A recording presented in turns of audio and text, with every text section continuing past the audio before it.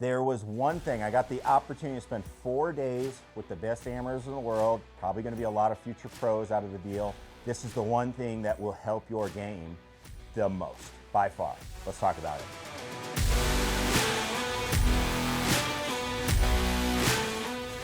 What's going on, everybody? Scott Hogan coming at you. We're here, we're in the studio, we're back. I'm excited. The season's kind of wrapping up here in the Midwest.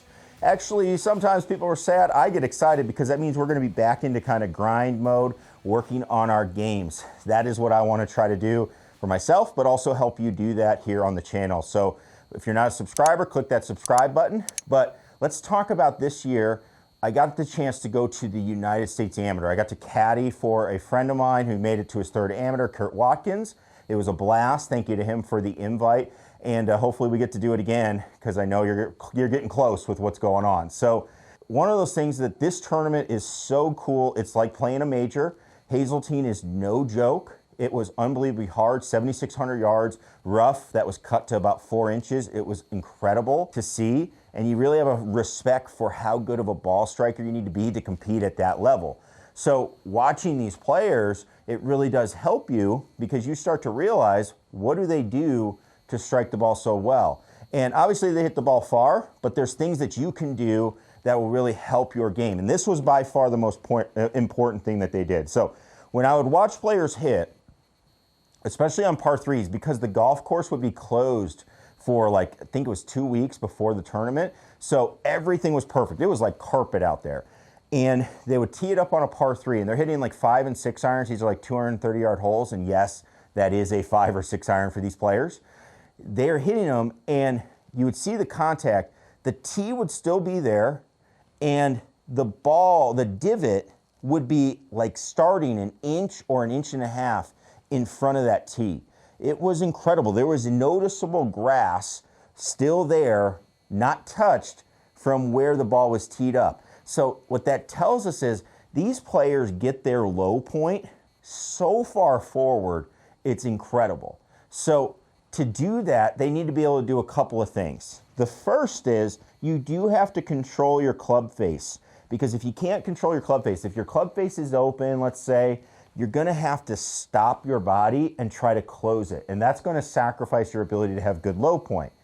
Now, the second thing that they do, you need to get your body moving forward. Where they are trying to strike the golf ball in relation to their body is actually a lot different than what most people think.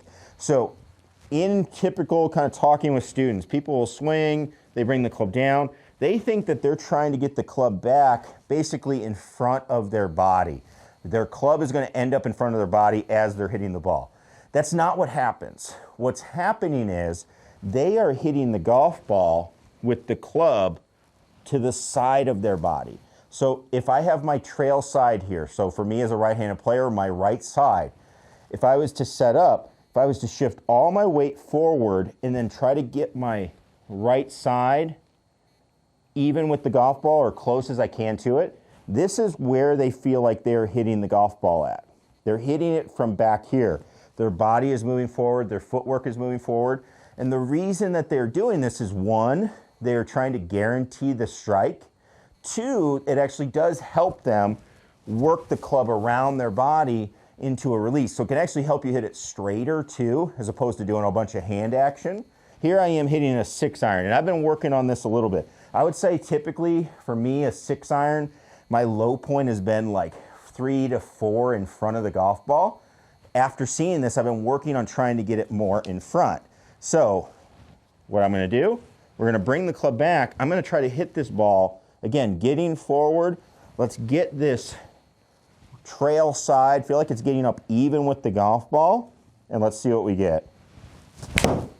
And just doing a little bit of a quarter-ish type swing, half swing. There we go. Really like that one. Got a low point of 6.3 inches in front. Let's check how far that went to, by the way. My loft at 15 degrees. I also want to see my launch on that one. So club path, really good. I like that. Let's go ahead. 186, that felt like a half swing. 158 in the air, that's going to be more normal. This ball came out like a rocket because I did hit it really good. So let's see as we go. Launch vertical 10. 10. So obviously that's going to be a little bit low. I'm not trying to launch the ball at 10. as we go through this. But as I pick up speed, that ball will rise. But it's a way for us to start seeing, hey, I can get this ball to launch and guarantee that strike. So again, I did it with a little half swing. So a great drill, bring it up, get it through, and then go through. So we'll do that one more time. This will be the drill type swing. Felt really good. Let's see what our low point was there, 6 inches in front. So again, I'm increasing that. What that does is that just guarantees, it's more of a guarantee that I'm going to strike the golf ball the way that I want to. So you can see again, 186 on that one as well for the total. The carry is not going to be that far as we go. Now let's go ahead. We're going to take this into a full swing. So the goal now is, all I'm going to do is bring it back, bring it up, bring it down. And when I get down here, now I can just go for it and try to get there. I don't need to get up here and go from the top, because now the club is going to be behind me. I'm going to go up. Let's get this club down and bringing it in. And then we can go from there. So let's go ahead. Let's try one full swing. Not even my best strike there, 4.8. So again, I typically would see something like 4 to 3.5.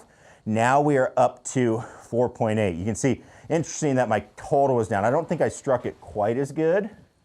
Let's just double check that carry. Yeah, carry was farther on that swing. Probably pretty close, maybe a little bit more if I get it fully flush. But that's the idea. If that's a miss for me, I certainly would take that. And that's what the low point is going to do. Getting you forward, making your misses not as bad. That is truly what golf is about. What are your misses going to be?